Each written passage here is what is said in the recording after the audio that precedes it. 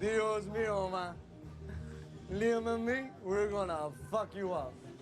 Yeah, well, you know, that's just like, your opinion, man. Sup, Internet? Raggedy Adams here.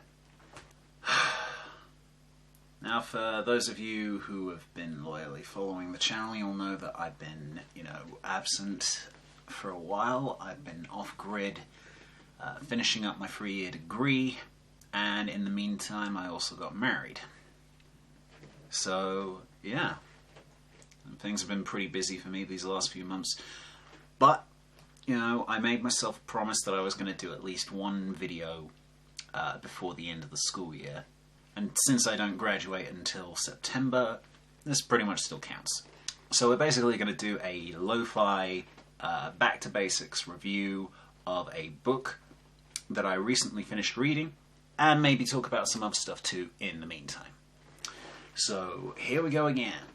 It's the review. The review. So today's review is for American Gods by Neil Gaiman. It's the author's preferred text from Headline Review. I think there are other kind of versions of it, but this is the author's preferred version. So we're gonna jump right in.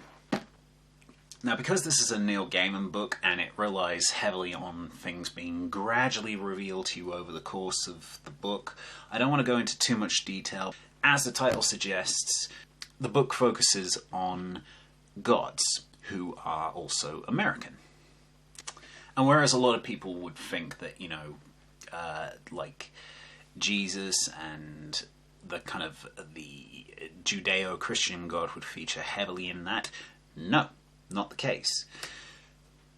America is an immigrant nation. It always has been and it always will be. And the idea that the book runs with is that gods are real because we believe in them. And when we stop believing in them, they're forgotten and they cease to exist.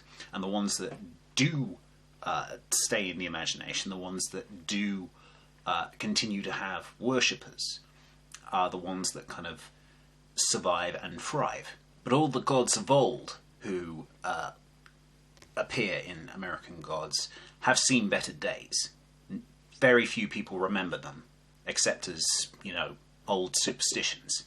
And there are other things like leprechauns and things like that.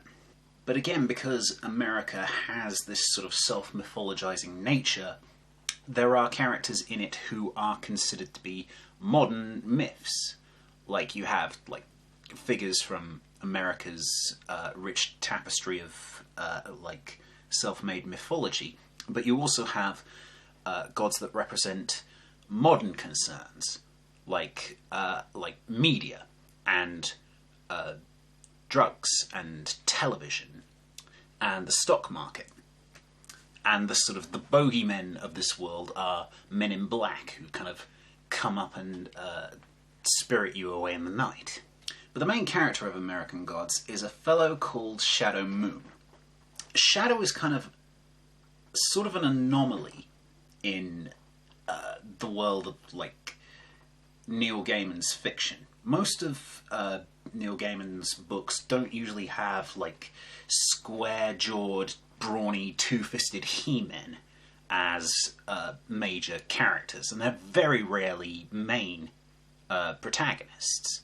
They're usually either villains or sort of support characters, if they're in there at all.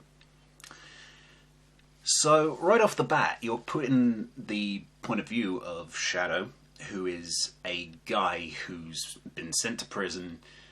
He's coming out.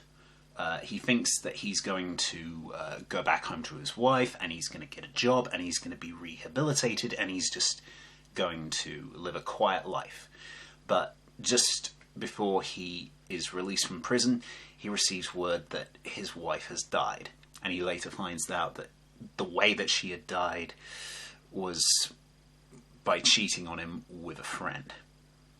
And this sets him on a path where he essentially is recruited by a stranger, a man called Mr. Wednesday, to help him on a mission that he is on.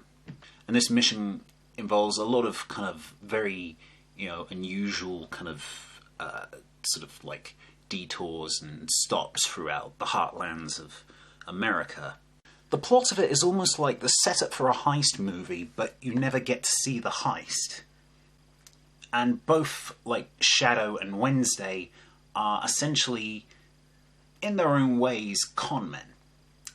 Wednesday very much is like a master of disguise and is kind of, very good at various kind of con games. And it's also hinted throughout the plot that he is Odin, fallen on hard times, in case the name didn't give it away.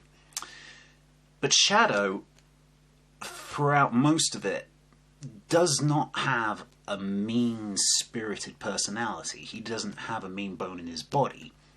But what he does have is a skill for doing coin tricks and for being whatever is needed of him in a given scenario. Particularly for Wednesday. He's sort of like the perfect point man. And as is the case with these kind of books, you have heroes, you have villains, you have all sorts of colourful characters. And, this is very much in keeping with the kind of writing style that Neil Gaiman has on like his other things like Sandman and Neverwhere.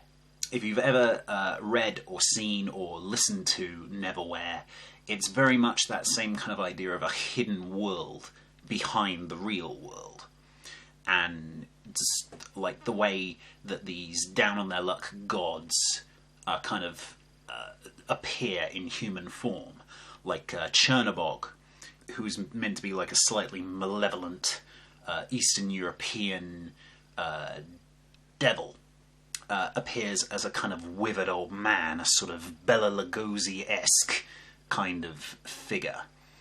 And then you have a character called Bilqis, who during the time of her zenith, the height of her reign, was the Queen of Sheba and was worshipped by all who looked upon her, is now essentially turning tricks in LA and consuming her customers in quite graphic detail.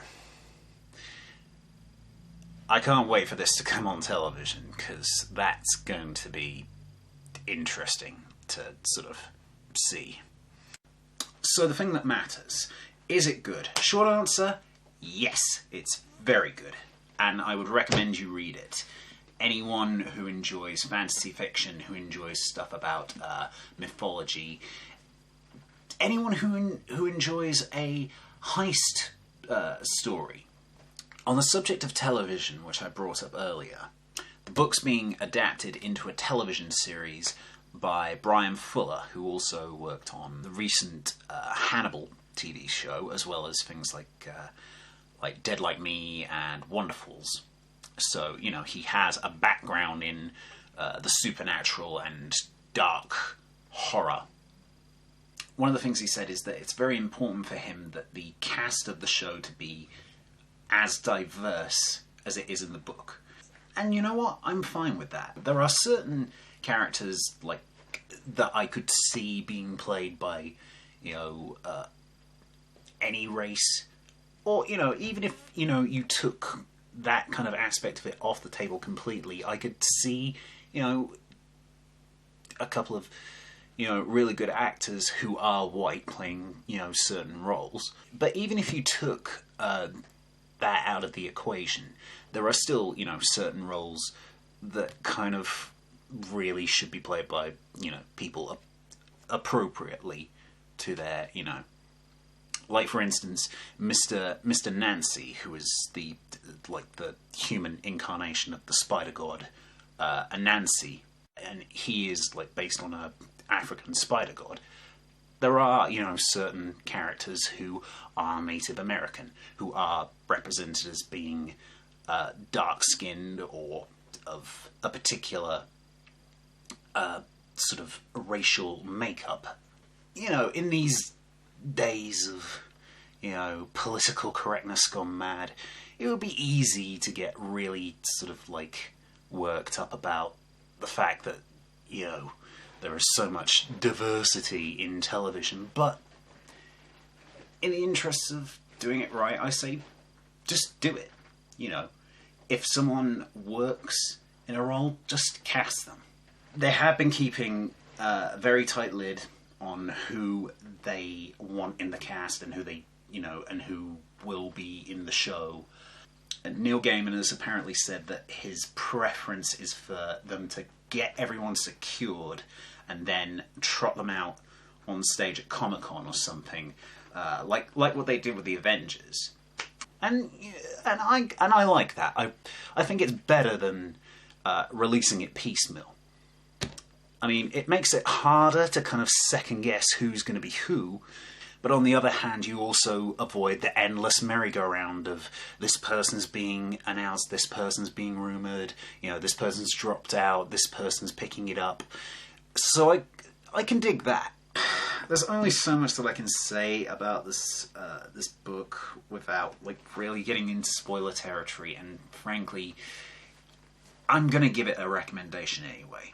One of the things I really like about it is that it distinguishes beliefs in terms of like the cultural heritage that we take with us when we move to a new country.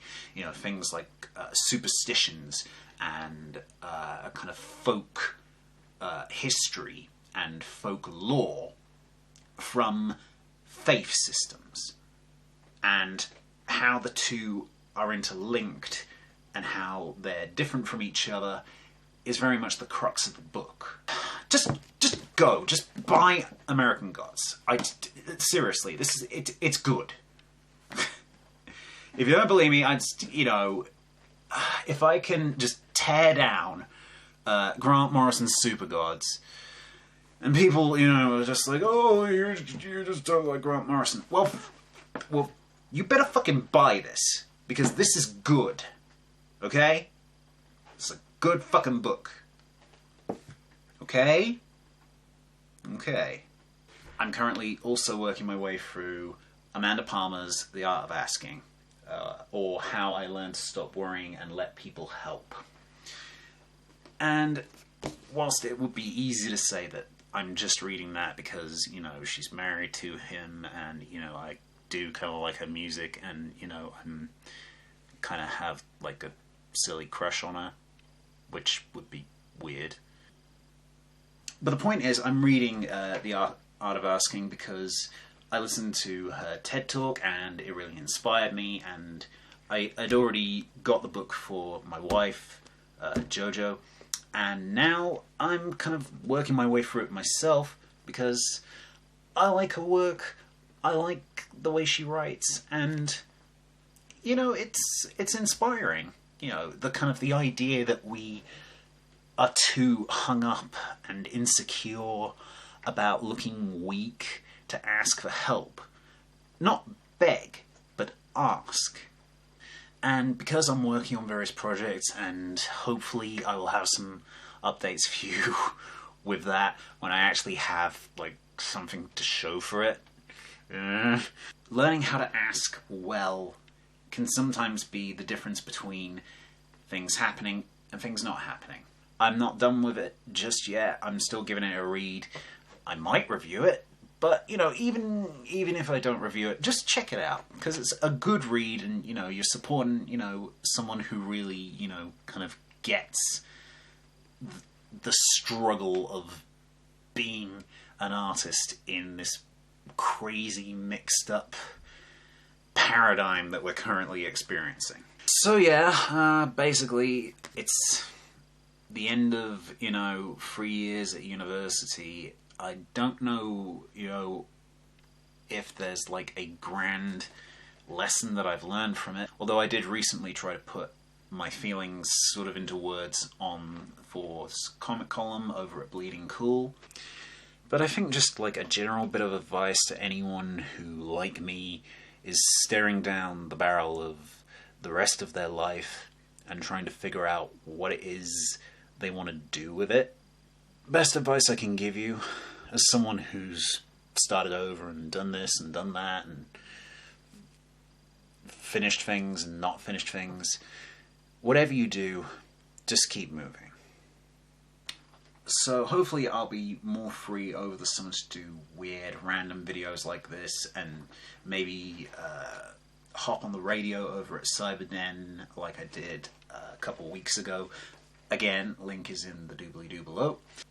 And maybe just figure out what I'm doing with my life now that, you know, I no longer have university as the thing that I'm doing.